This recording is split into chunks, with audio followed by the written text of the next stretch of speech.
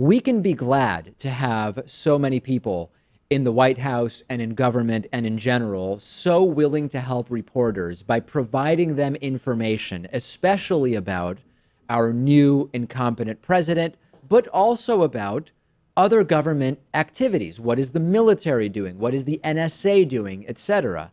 However, there are lots of journalists that are increasingly afraid of the future and their ability to keep their jobs in the Trump era as leaker investigations are becoming more and more aggressive. Connecting anonymous sources and handling classified information by media outlets is getting riskier every day. Donald Trump, remember, has publicly called for the prosecution of White House leakers. Remember, for example, when he tweeted, "The spotlight has finally been put on the low-life leakers.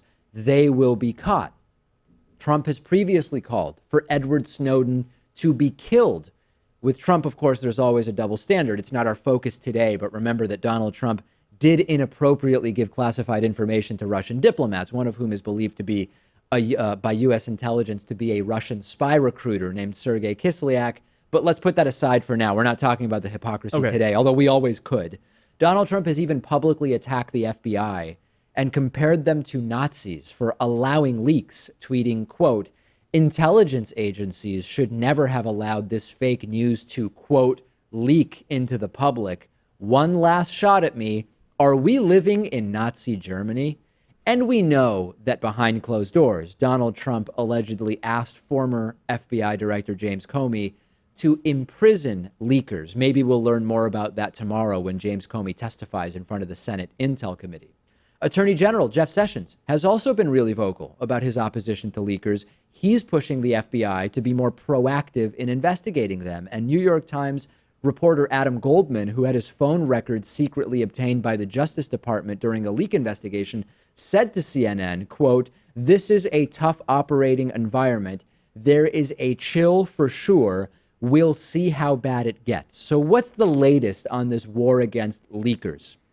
Monday, the Justice Department announced its first use under the Trump administration of the Espionage Act. They will be charging intelligence contractor employee leaker Reality Lee Winner for leaking classified NSA documents to the Intercept about Russia hacking voting systems in the United States. A low-level employee like Winner will not have the immunity of elites like former CIA Director David Petraeus did. The Obama administration pressed more Espionage Act charges than all other presidents since 1945 combined. But the Trump administration could surpass that, Pat, because the climate is getting worse. And I've talked about this before.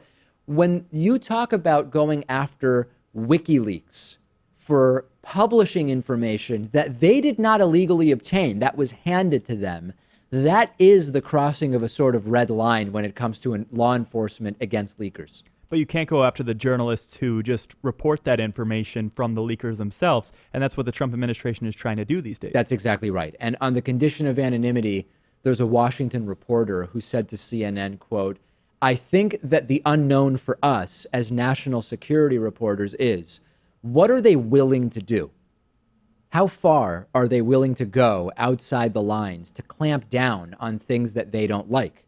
Another anonymous reporter speaking to CNN said, quote, "We noticed that after we came to the White House with a story they didn't like, they asked us to circle back to our sources before publication to do a final fact check. We don't know what their intentions were, but we were concerned that it was a trick to try to get us to light up the phone networks in the intel community." What's the bigger picture of this? It's part of Donald Trump's efforts to control the media. His claims about fake news, try to keep anything from getting out, and if it does, call it fake or talk about the immorality of the people reporting on it. Government officials have freedom of speech.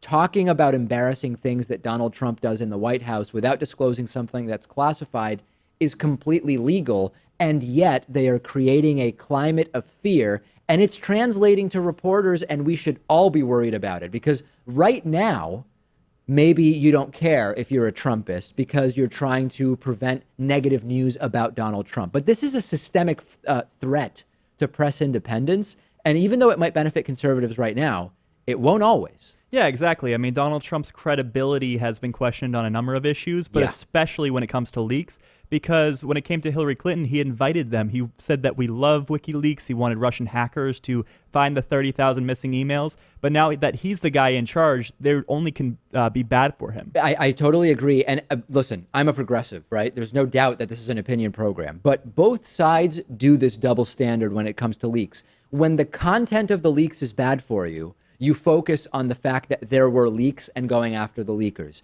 When the content of the leaks is good for you, you just talk about the content of the leaks. You don't care where it came from. Both Democrats and Republicans, different on many issues, similar on many issues. The double standard around content versus sources on leaks is one that we've been very, very critical of. But I'll tell you, over the long run, everybody loses if we lose press freedom. And I understand the concern of many of the reporters and commentators that are out there.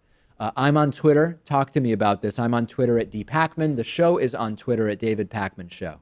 Today's program sponsored in part by Tagadab, the hosting specialists, offering a range of affordable and flexible hosting packages, including dedicated VPS and cloud server options, custom server solutions, and UK co-location services tailored to your business or project. Tagadab has over 70% of their business coming from repeat orders from existing customers or recommendations from existing customers. And this is really a testament to the support that they give their customers. They have an average Trustpilot review rating of excellent at 9.7 out of 10. With more and more people interested in moving their businesses and projects to the cloud, Tagadab are currently offering a 10 British pound free credit, about 12 or 13 US dollars, to all new customers signing up to give you a chance to try their services. You can take advantage of this offer by going to signup.tagadab.com/TDPS. That's signup.tagadab.com/TDPS.